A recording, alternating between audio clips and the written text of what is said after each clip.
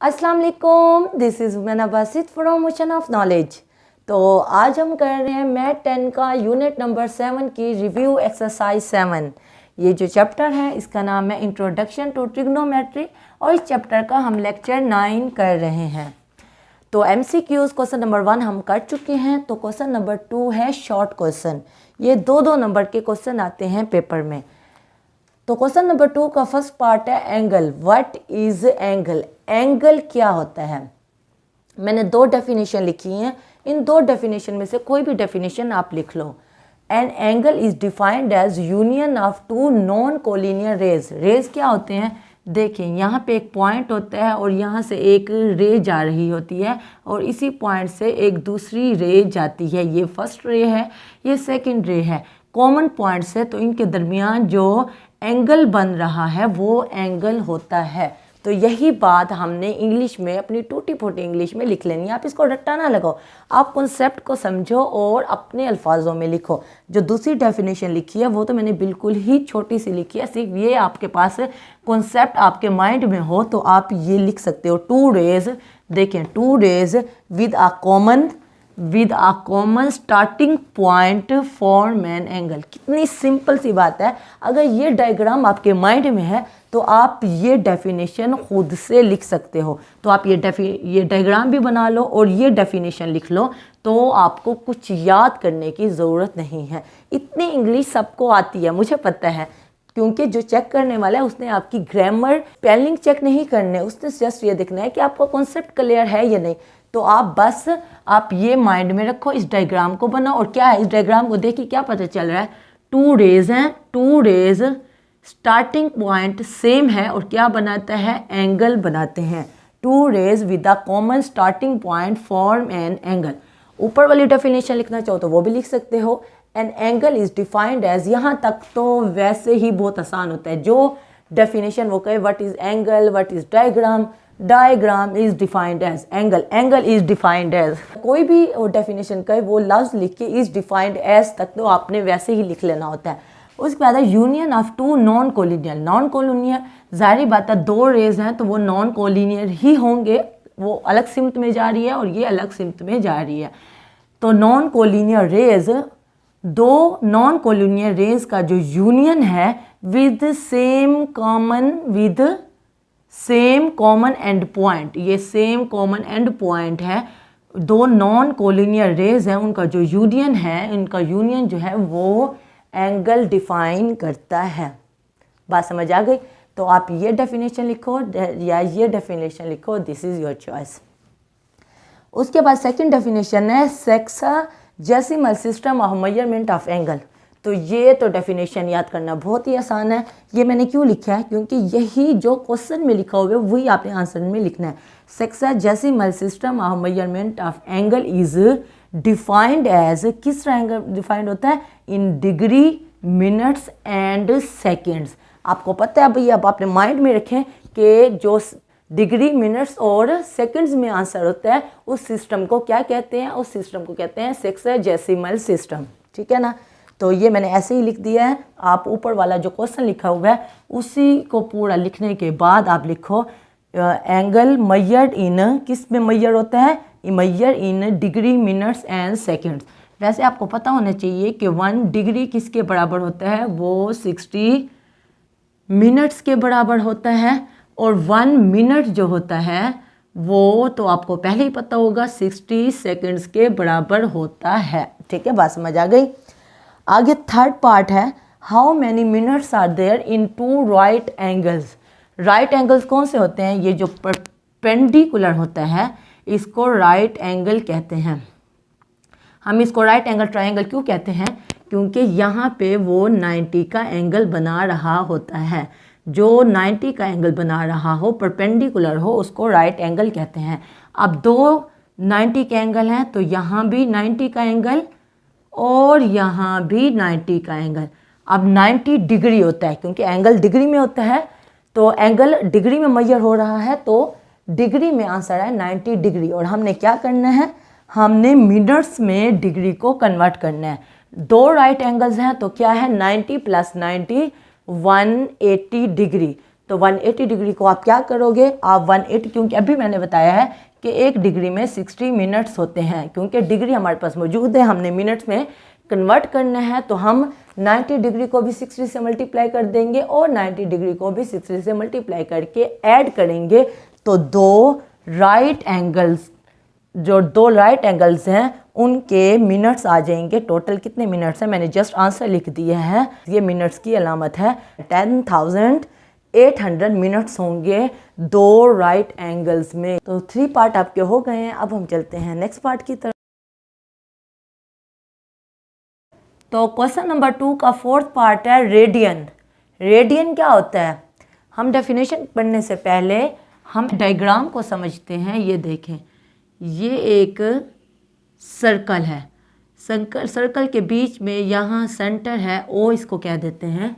अब वो कह रहा है द एंगल, ऐसा एंगल सबटेंडेड जो बनता है eight center of the circle by an arc.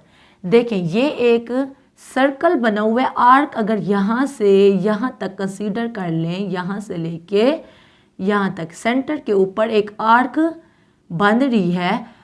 अब वो सबटेंडेड कर रही है, यानी कि वो एंगल बना रही है। वो कैसे एंगल बना रही है, अगर ये जो हमने आर्क बनाया है इसको सेंटर से मिला दें, इसका यहाँ से और इसको यहाँ से, देखें ये सेंटर है जिसको हमने ओ कहा है।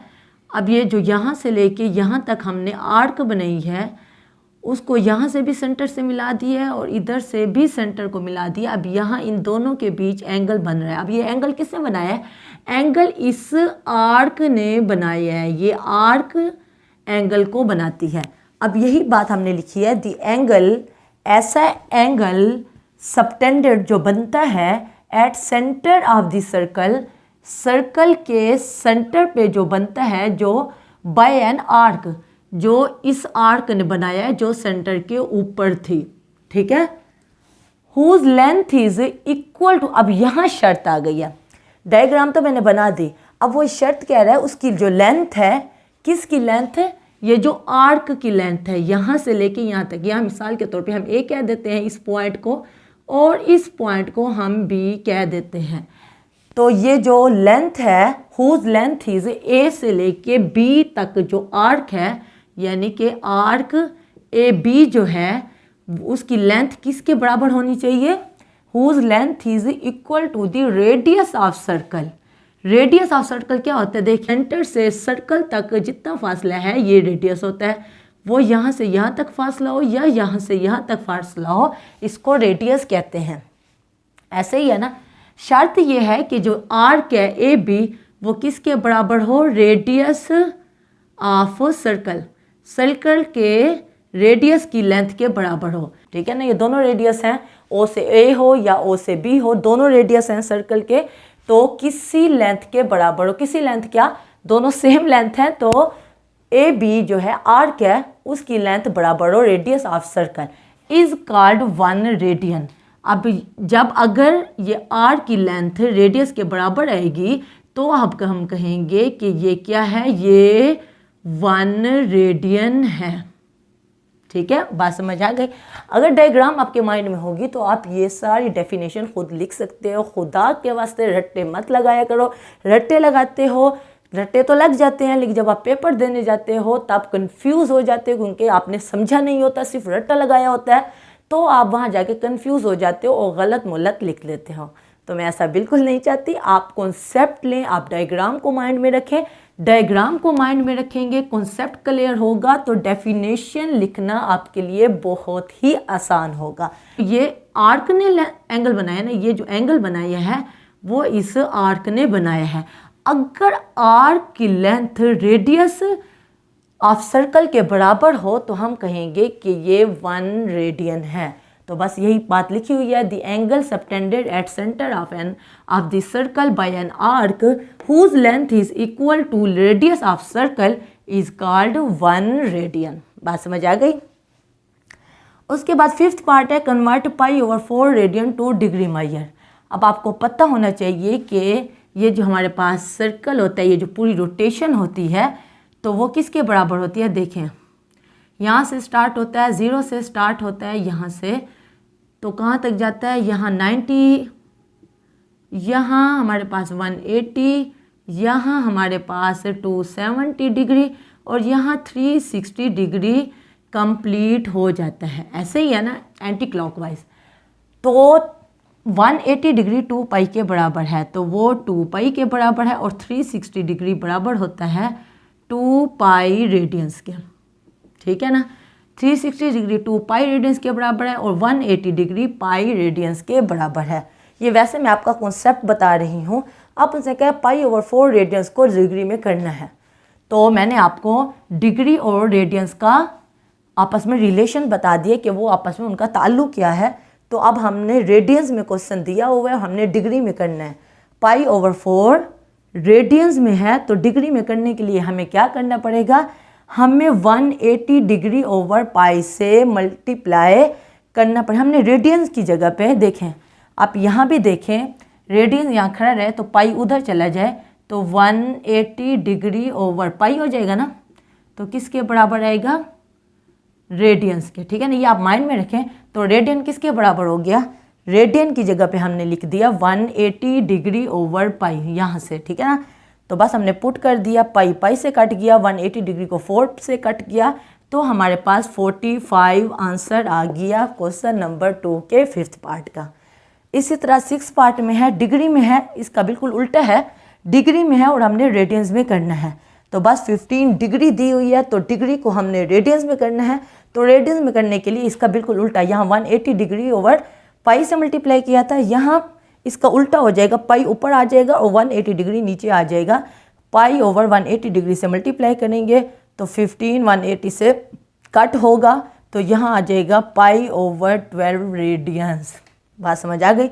डिग्री और रेडियंस का मैंने आपस में ताल्लुक बता दिया कि जो पाई रेडियंस है वो 180 डिग्री के बराबर है और 2 पाई रेडियंस 360 डिग्री के बराबर है। तो ये बात अगर आपके माइंड में होगी तो आपके लिए दोनों क्वेश्चन बहुत ही आसान होंगे।